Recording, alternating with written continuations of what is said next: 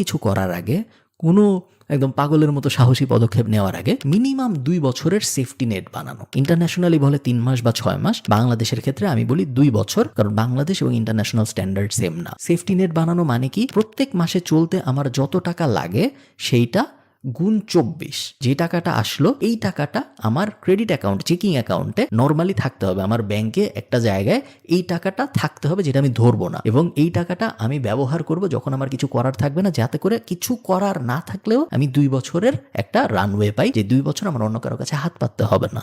এই জিনিসটা যখন আপনি করলেন তখন আপনার ব্যাকবোন একটু শক্ত হইলো এবং আপনার হাতে 2 বছরের সময় আসলো। আমরা কিন্তু চাকরি ছেড়ে দেওয়ার কথা বলিনি এখনো, আমরা চাকরি দাও করতেই থাকবো এবং তার পাশাপাশি আমরা এই 2 বছরের সেফটি নেটটা বানাবো।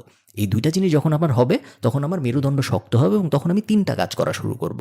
আস্তে আস্তে আমি আমার সময় ট্রেড করা থেকে বের হয়ে আসব। আমার সময় দিব 8 ঘন্টা, বদলে তুমি আমাকে টাকা দিবা, ওই টাইপ লেনাদেনার মধ্যে আপনি থাকবেন না। ওই টাইপ লেনাদেনা নিয়ে